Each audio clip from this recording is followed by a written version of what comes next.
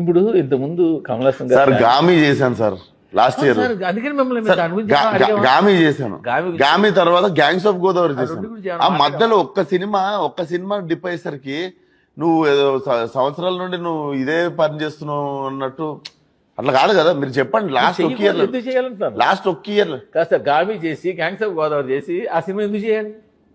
అవును సార్. నేనేమన్నా అదేంది ఇట్లా ఏమన్నా నీకు వచ్చేనా శక్తులు ఉన్నాయి అనుకుంటుర్రా? అన్ని బాగుండాలనే చేస్తాం కదా.